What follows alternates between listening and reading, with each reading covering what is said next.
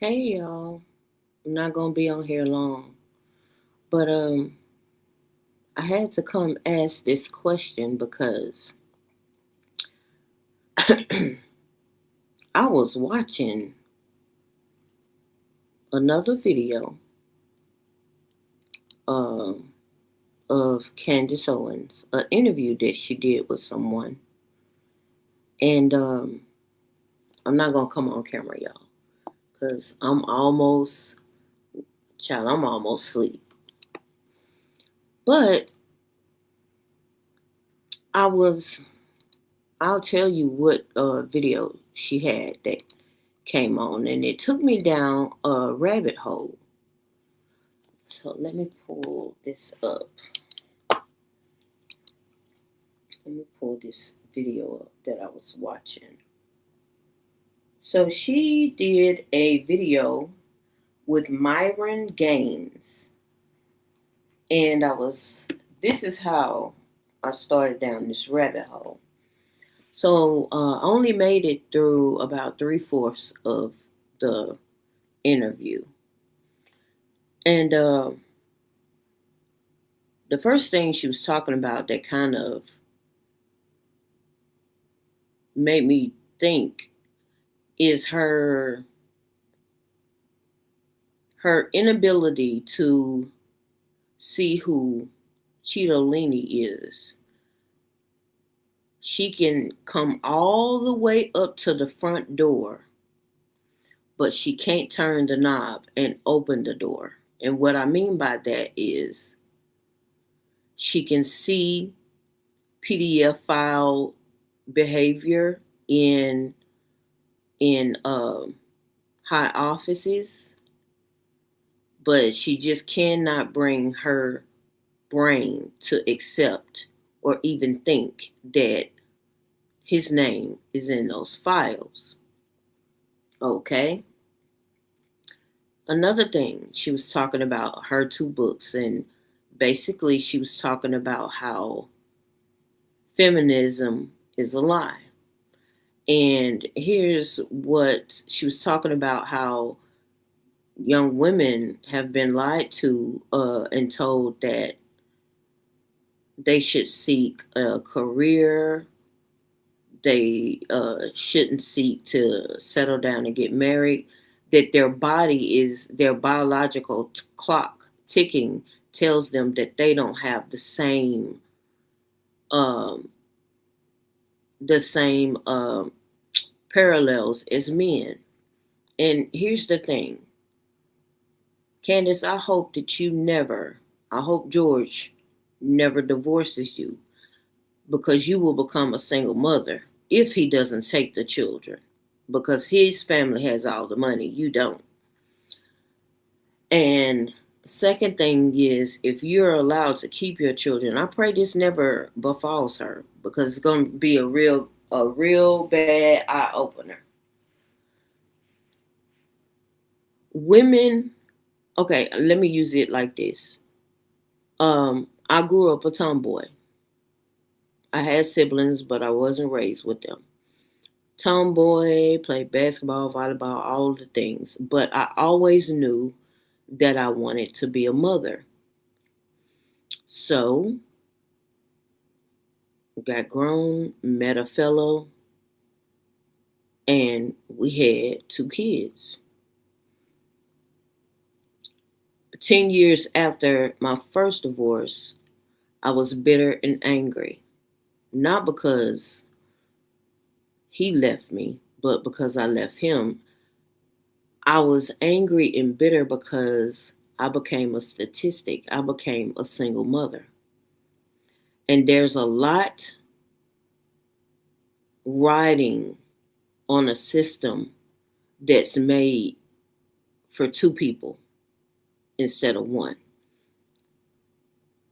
You end up with abuse, you end up with alcoholism, drug use, all kinds of things a single mother is subjected to when she's the mother and the father, right? And it wasn't that I didn't want to be dominated by a man that I wanted to be in the army. I wanted to be in the army. That was never my girl's father's dream. It was my dream. So when I got out of the army for the second time after I got deployed, he would say things like, "You gave up on your dream. You quit. You shouldn't have quit." And but he wasn't connected to the children like I was connected to my girls. I almost lost my mind over there in that damn Kuwaiti desert because I had never been, separated from my children. So I gave up on my dream to become a full time mother and never to be separated from them, from deployment again. With that, that means I became a truck driver in civilian life, and I provided like a daddy. I did. No, I wasn't taking no directions from no man because I did everything. Sometimes with his help, and a lot of times without his help. So, but I say all this to say all that.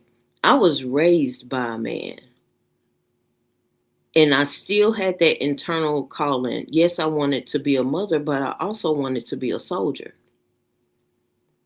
And I don't think that we should go around here telling young women that they have to be mothers and have to be wives.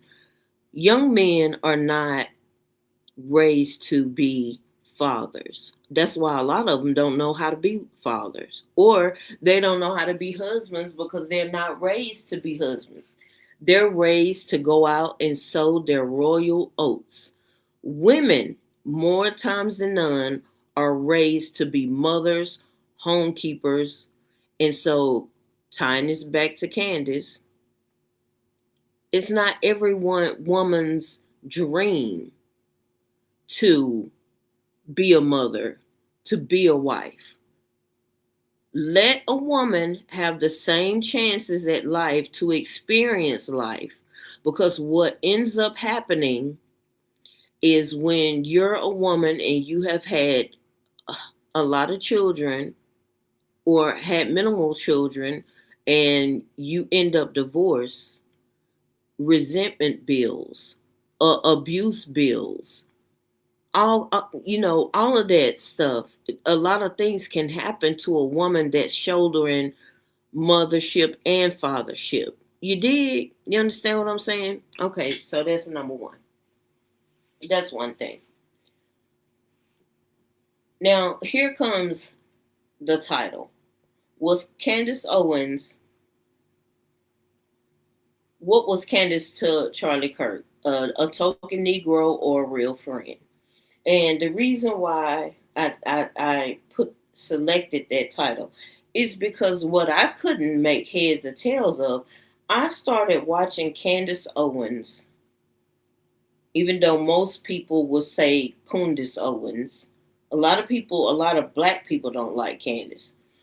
And I just couldn't, something, the question popped up in my head. I was like, was she a token Negro to Charlie Kirk, or was she a real friend? Because all I heard after the unaliving of Charlie Kirk is that he just hated black people. He didn't feel like black people deserve or should have had the civil rights um era.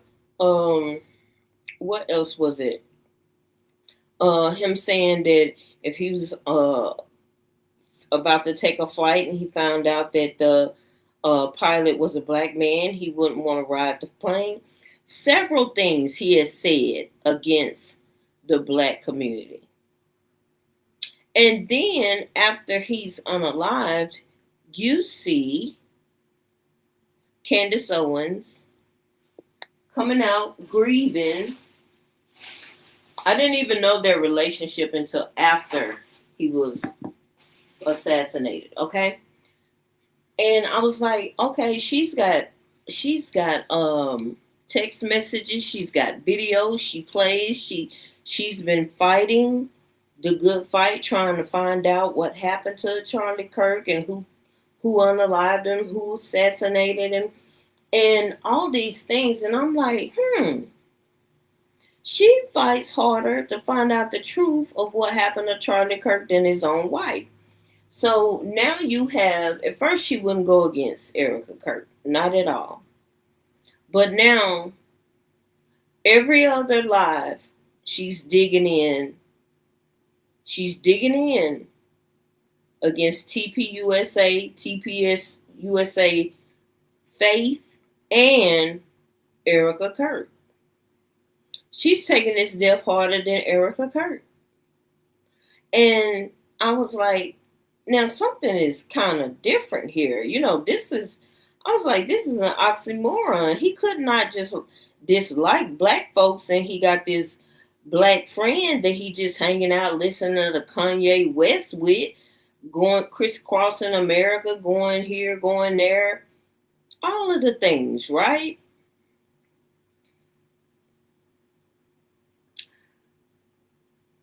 Two things can be at the same time. Maybe as a group, black people Charlie Kirk did not like. But this one token Negro he could deal with. Is it because she bent the knee to him to be the good token Negro? Or he just felt like, well, she's not like the rest of them black people. So, and I'm sure after I shut this live down, because y'all ain't gonna say shit while I'm live. But once people see the title, of course, you gonna have your normal racists come and say all manner of things. But I challenge you to actually tell me, which one was it? Was Candace a token Negro to Charlie Kirk, or was she a real friend? And let's spin that all the way back around to the beginning of this conversation. Candace Owens can see Jeffrey Epstein as a PDF file. She can see those pastors of Turning Point Faith as people that have had problems with crimes against children, but she cannot bring herself to see if Chitolini is one of those people. And so people compartmentalize. And when people are in a cult, they cannot see their cult leader as one of those people that are doing things to children. Now, today's Friday. Yesterday's live she did, she talked about Nick Fuentes slick like making pedophilia okay. Played his content and said it's either you this or either you that. You can't be both. Well, that same thing can be questioned to you, said to you, Candace, because I mean, the guy that she was doing the interview with, Myron Gaines, he asked her, well, what about the emails that Trump was mentioned in? And she said, well, he's protecting someone. He's protecting someone. Never mind the fact that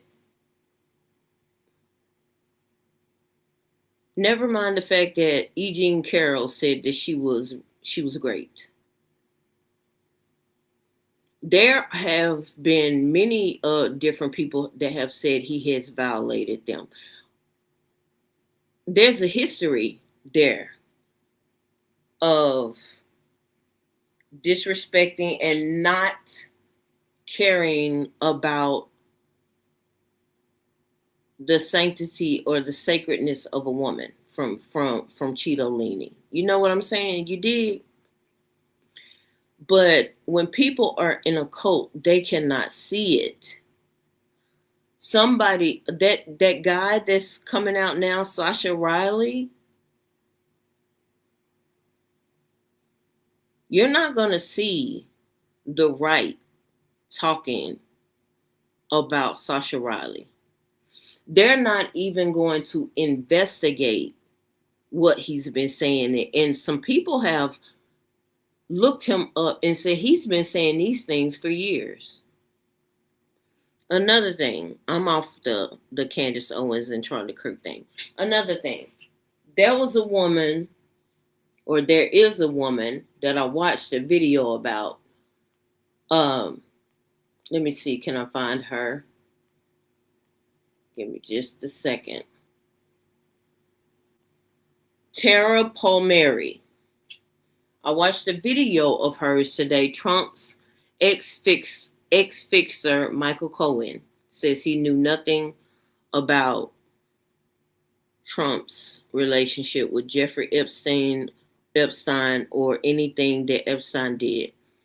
Michael Cohen is a well-known liar, documented. I remember months ago, and she showed it in this video when he said, Michael Cohen that is, that Trump wasn't a doodler, that the little the body of a woman, that birthday card thing, he was like, nah, Trump didn't do that. Michael Cohen, I unsubscribed from Michael Cohen. I used to listen to him because I was like, hell, he knows a lot more about Trump and than anybody else. Michael Cohen is a liar. He lied back then and he is still lying. Because when Tara Palmieri questioned him about specific things, the man went crazy. He knows more than what he is letting on. Let me go find this. I need to find this for y'all because I want y'all to go and watch this video of her talking to Michael Cohen. And she tripped him up and it angered him. And I'm like, now why would you get angry? It's either you knew nothing or you did. Give me just a second. I'm gonna put this in. But Michael Cohen, yeah, he's a pathetic liar, and he's gonna get caught too. Yeah, he's gonna get caught in his lies over more and more, because and this was a day ago, the Tara Palmieri show. Says, what secrets about Jeffrey Epstein did Michael Cohen really hold back from investigators? Why did his own lawyers once pitch him as a key witness against Trump?